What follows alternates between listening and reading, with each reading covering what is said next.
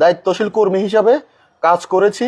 জুলাই গণ অভ্যুত্থানের পরবর্তী সময়ে জাতীয় নাগরিক পার্টি এনসিপি মধ্যমপন্থা রাজনীতি করার প্রতিশ্রুতি দিলেও বর্তমানে এনসিপি নিজস্ব মতাদর্শ থেকে সরে দাঁড়িয়েছে, যার ফলে ব্যক্তিগত ও নীতিগত দিক বিবেচনায় আমি জাতীয় নাগরিক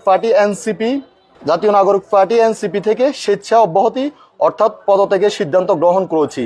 অতএব আমার পদত্যাগ পত্রটি গ্রহণ করে আমাকে এনসিপি হতে দায়মুক্ত করলে কৃতজ্ঞ থাকব। আমি আজ 6 জানুয়ারি 2026 থেকে জাতীয় নাগরিক পার্টি এনসিপির সকল কার্যক্রম থেকে অব্যাহতি নিলাম। ধন্যবাদ সবাইকে।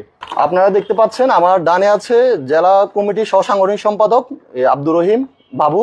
আমার আরও ডানে আছে মোহাম্মদ জোনায়েদ হোসেন, জেলা কমিটির সদস্য। আমার বামে আছেন মোহাম্মদ নুরে আজিম, জেলা কমিটির সদস্য। আমরা একসাথে সিদ্ধান্ত নিয়েছি, আমরা একসাথে বৈষম্য বিরোধী ছাত্র আন্দোলন থেকে শুরু করে জাতীয় নাগরিক পার্টি এমনকি জাতীয় নাগরিক কমিটি, পরবর্তীতে জাতীয় নাগরিক পার্টিতে জেলা কমিটিতে কাজ করেছি। এবং আমরা এনসিপি, আমরা একটু আগে আপনাদেরকে বলেছিলাম যে মধ্যমপন্থার রাজনীতি করবে বলেছে, তারা 300 আসনে প্রার্থী দিয়ে বলেছে, তারা কোনো জোটে যাবে এরকম কিছু আমাদেরকে শুরু থেকে জানাননি।